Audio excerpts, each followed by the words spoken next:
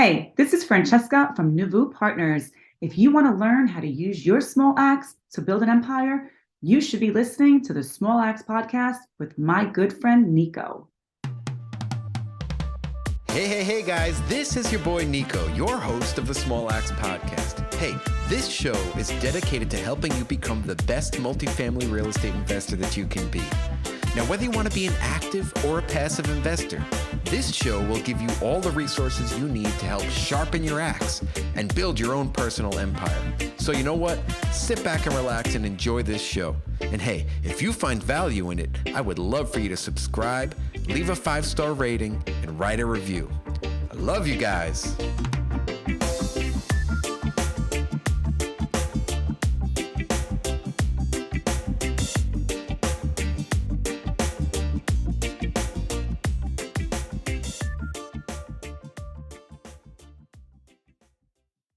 Hey, Small Axe community. It is your boy, Nico.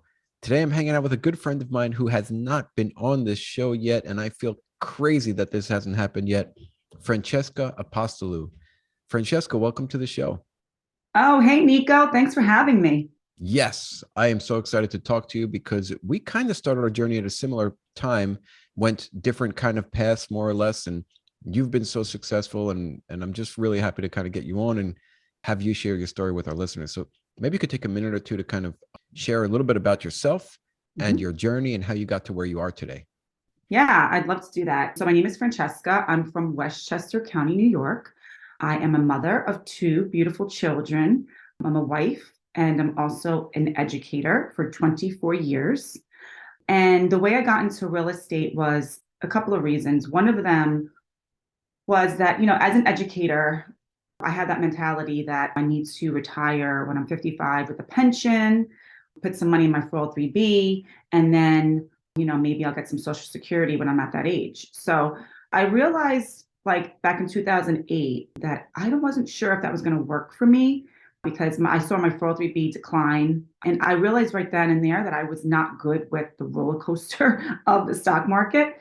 So I had to figure out something else. And I also realized that when people do go into retirement, which I don't see myself fully retiring, but when we do, a lot of times we have a little bit of a scarcity mindset. Maybe we want to, not have so many expenses and try to eliminate certain things in our life. But I didn't want that. Right now I'm kind of I was living that with having 2 kids, they're both in college and having a little bit of a scarcity. I didn't want that to continue when I retire.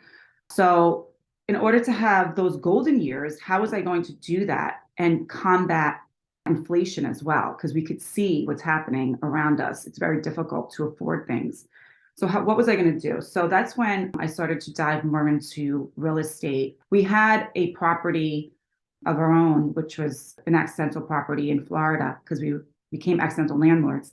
And we realized the power of it, that, we were getting some cash flow. So we wanted to see how can we do that at a bigger scale. So we started listening to podcasts, you started reading books.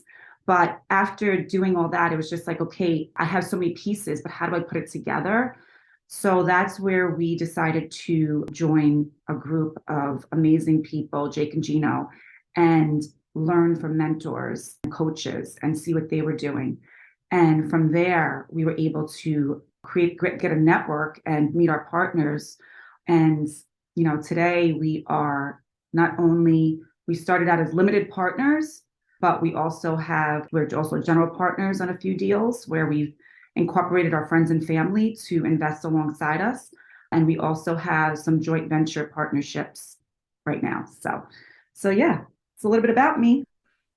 Cool. Thank you, Francesca. I did the same thing, and I'm a question came up in my head as you're talking, because we started listening to podcasts. We started getting interested in diving into the multifamily world. And then we took a leap. You and I and everybody that we know, we took the leap thinking that, we could do this. This is something that we could handle. This is something that we could tackle, jumping into buying larger multifamily properties. And we joined a mentorship program to help us do that. The question in my head popped up is are there people out there that just stop, that just hear this and think that maybe I can't do that? So I'm wondering where you felt confident enough or empowered enough to think that this is something that you can do? Yeah, that's a great question, Nico. I think a lot of us, well, actually, when I first started listening to podcasts, I was like, this is way beyond me. Syndications, what is that? And I was really intrigued, but I was like, I can't do that. There's no way. Or even large multifamily. But I think it's people you surround yourself with. And I saw that a pizza guy could do it, and Gino Barbaro. And he actually, believe it or not, which I didn't realize at the time, he had a restaurant up not too far from where I live. And I listened to him on a podcast, not realizing he had left to do multifamily and the way he was doing it. I had listened to a Bigger Pockets podcast and I heard him on there. And I'm like, wait, I know I didn't personally know him, but I said, I know who he is. And I knew of him and his food was delicious. But I was like, wait, hold on. If a pizza guy could do it, and that's where the paradigm shift happened. If a pizza guy could do it, then why can't a teacher do it? Right. Mm. So I started listening to his podcast. I went to his one of his conferences in Orlando, which was the third one he had. And from there on, I was hooked. I am a skeptical New Yorker. I'm not going to lie. So even though he was up the block and had a restaurant and he had proved he moved away, I still had to see who he was, right? Mm. So I went to his conference. I saw his family. I saw his children there, his wife, my husband and I, Jim and I were just like, you know what? This is the group we want to be around because they are just normal people like we were living in the same area and they're making it happen. So that's where the paradigm shift happened. It's like they're just normal people. And then in the group, you meet people that are teachers, you meet people that are firemen, police officers. So it's not a pie in the sky. It can happen. It's just a matter of surrounding yourself with the right people and having the confidence to do that. That's huge, Francesca. I didn't think that answer was going to go that way. And I think it's perfect. It's so crazy that, thinking about it, and I was listening to their most recent podcast as well yesterday, Jake and Gino, and they branded themselves so well that they give us the confidence to feel that we can do it too. And then they give us the tools and the skills to do it as well. So it's so crazy. You surround yourself with those people that are doing it. You feel that you can do it too, and then you rock it. And we are teachers. You and I are both teachers. As Lisa is also a teacher. I don't know. Are there any other teachers that you've met? In the group, I'm not sure. Yeah, it's just, I think the three of us. I'm sure there are. There probably are. Yeah. Yeah, yeah. Yeah. And you and I have spoken at dinners and stuff. And I remember conversations that you had, and you enlightened me greatly on this topic of, and I'm kind of jumping ahead here, and that's fine, on the topic of talking to investors and talking to people and getting them interested or warmed up or thinking about investing as LPs Mhm. in properties, right? And my limiting beliefs have always hindered me from that, especially because, as you said earlier, surrounding yourself with certain people.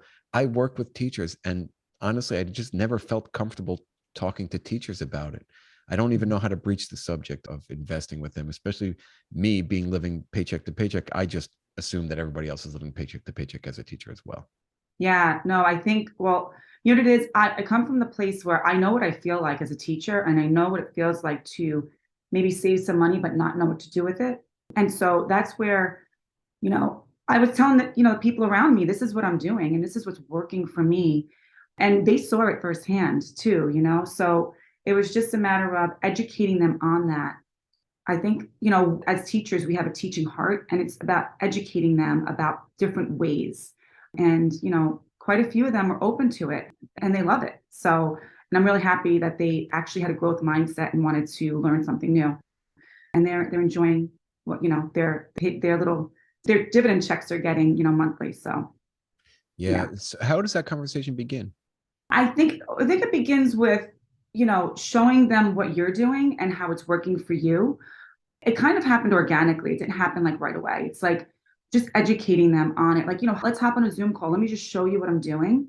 Or, even telling my story on podcasts and sharing them with them, so they could hear it on their own. I think that also, it's huge because I'm not going to sit there and tell you my whole story. I don't think you want to hear my whole story, but maybe on your own, you'll want to hear my story, when you're sitting in the car driving to work. But yeah, I think we all have a story, and I think we all have a heart of wanting to help others. And so I think they saw that. And I think it's also a trust factor. It's like, Mm. okay, you seem like you're doing this and surrounding yourself with the right people. The conversation just kind of happens organically. This is what I'm doing. I'd love for you to listen to my podcast. Why don't you hop on a Zoom, to hear and educate yourself about these types of syndications that are out there. There's no obligation, right? It's just listen and learn. That's it. Mm.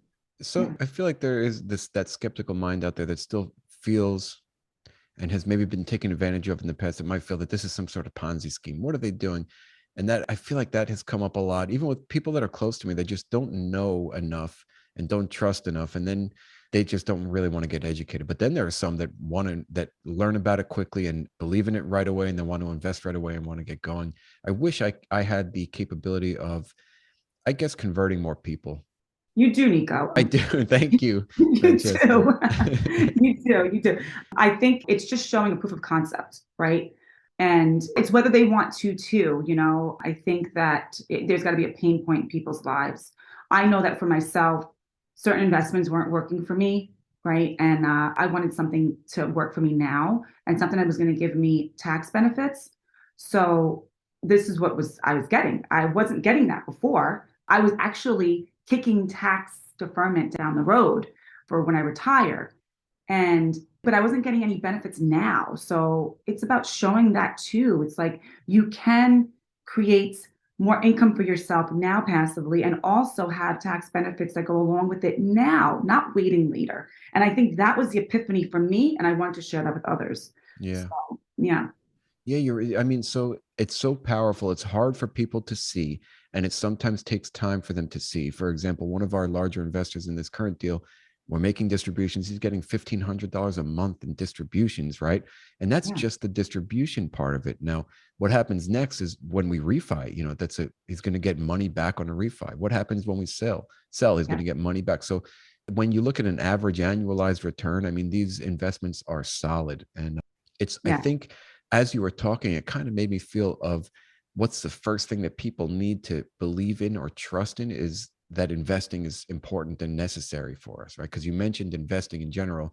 And if somebody has no concept or no care for investing, they're not going to want to jump into multifamily investing, right? So Right. I think we got to target and have those conversations with people that believe in investing. And I truly believe that the younger generation is very investment savvy, right? They know that they have to invest their money because you put your money somewhere, it works for you, it gives you money back, right? It's just like an army of capital that's going to be working for you. Absolutely. Absolutely. And you know something? I think that people don't realize that this has been around for a long time, syndication, and it wasn't available or it hasn't been available to people like us, which are educators, firemen, police officers. It was more available for people that were on, they would meet, in a country club, more high net worth people. And so it was more available to them, so they were able to do it. But now there's a way to do it, and if you know someone that's in a deal, you can invest alongside them. So I think that even just that alone, right, to be able to do it and even to have a friend that knows someone that, but of course you have to do due diligence, right, on whoever it is you're going to invest with. But knowing that you're able to take part in that too, I think that's powerful. Yeah, I think that would very much help a lot of people if you kind of guide them into it, help have them invest with you personally, or let's say me personally, like I'm investing with one of my friends who I allowed to put in a lower amount than the minimum amount, just to kind of get his feet wet, and he's loving it. Yeah, And that's important. That relationship part is really important. Francesca, absolutely. let's transition a little bit, like where you're investing. You mentioned you have JVs and syndications. Let's talk a little bit about some deals. Yes, like I said, I started out as a limited partner. I wanted to know what it felt like to be a limited partner. So I first invested that way passively, and I love the feeling of it. It was just like I did nothing and I just invested some capital and I'm getting a check every month. So that was how I started. I also wanted to understand what it felt like to be that limited partner, right? To be able to, if anyone had questions, I've had the same questions, so I'm able to answer them. The next then we went to JV, joint venture, and those we have in North Carolina. So we're a part of a 34 unit in North Carolina in the Triad area. We recently closed last year on a 15 unit townhouse complex, which we're in the midst of refinancing that. So that's the beauty of real estate, right? Is where you could put money in when you buy right and you manage right and you finance right, this all is what we learned within the Jake and Gino community. And so when we all have like-mindedness, we can all do that together and it's powerful. So right now we're seeing the power of the cash out refi. We're most likely going to take out, I want to say between 65 to 70% of our capital. Mm. And how beautiful is that to be able to have that capital still work in one deal and then take it and now we'll put it into the next deal, which we're in contract with, 13 unit in the same area.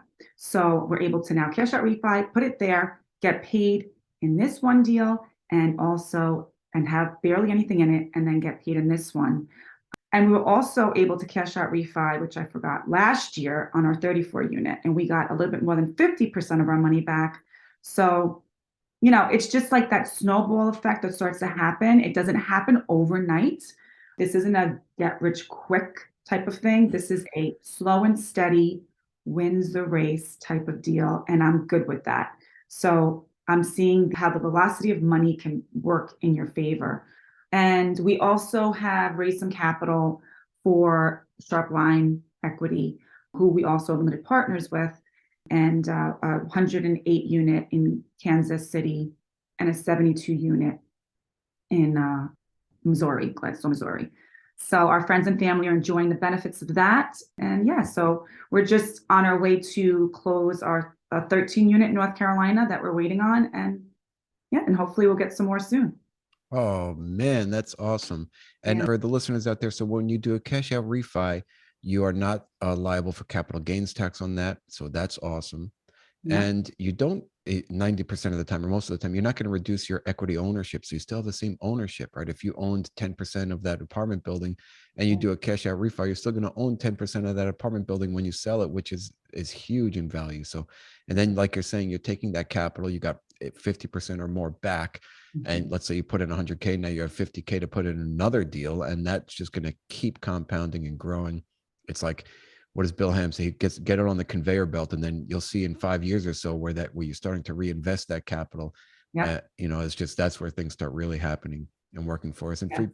for you and I, yes, we work full-time jobs, and we're trying to supplement our income post-retirement, let's say, and continue working, continue building our business post-retirement of the the teacher system, in my view.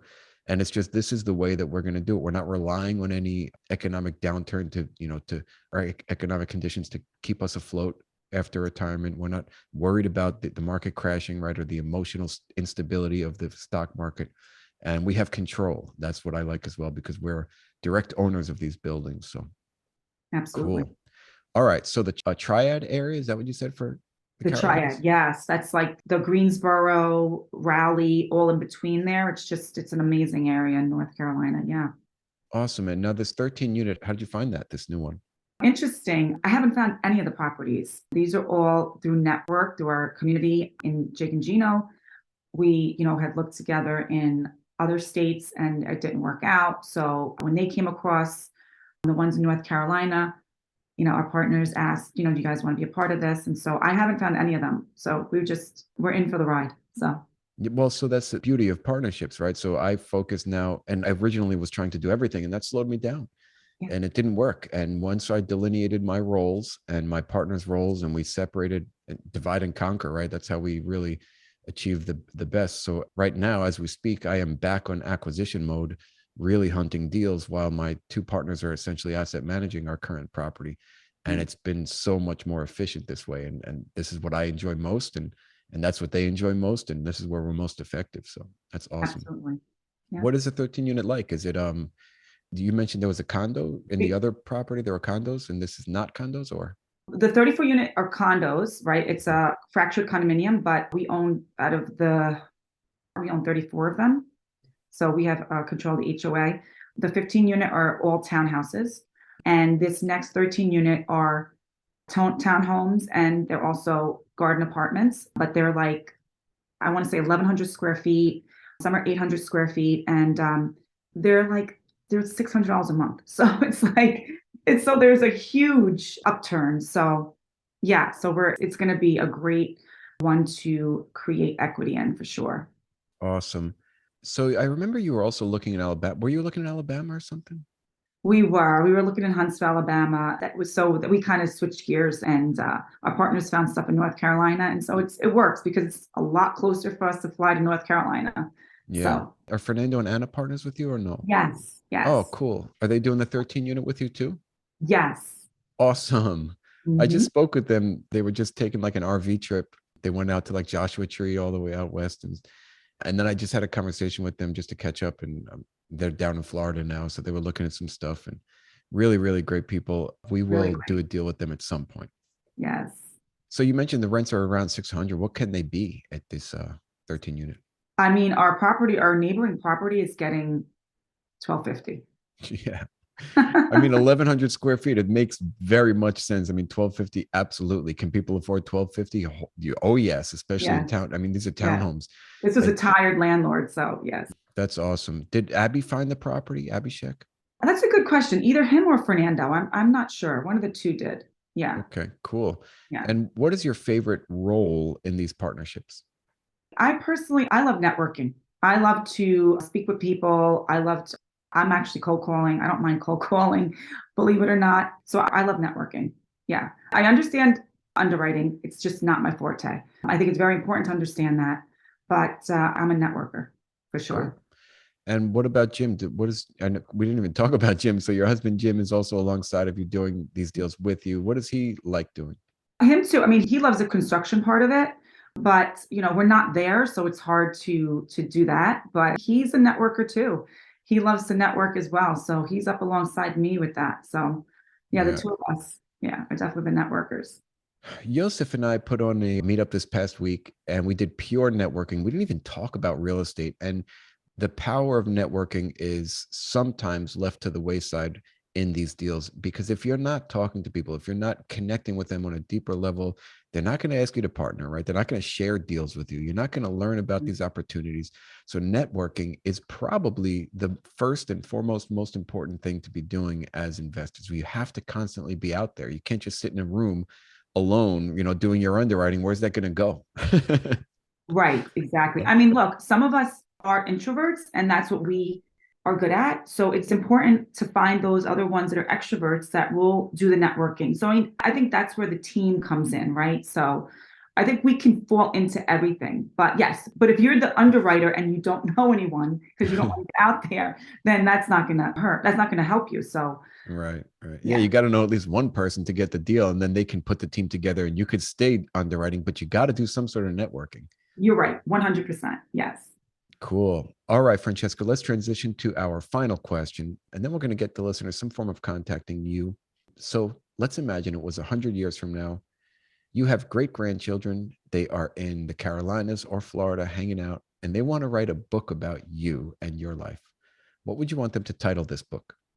That's a great question. What would I want my great grandkids and grandkids to title the book? I would say Legacy Builder. Yeah, I would say that. I think that because Legacy Builder Pioneer, because just trying to do something different out of the norm and teaching my children a different way. So, yeah, Legacy Builder Pioneer. I love it. That's so cool, right? That's what we're doing. We're not necessarily doing this to get paid today. You had alluded to the fact that this does take time. It does take, we got to get this on the conveyor belt. We got to get it moving and it takes time, but it works. And it doesn't only work for us. This can work for our kids and our grandkids. So, and Yeah. teaching them the skills that they need. We are breaking the rules here by avoiding, right, the traditional methods of investing. We're going to the multifamily route, a little bit different than what people are used to, a little bit unconventional. And we're breaking the boundaries here, changing the way our future family is going to live. And I love it. Yes, I love that. Thanks, Francesca. All right. So let's now get the listeners some form of reaching out to you.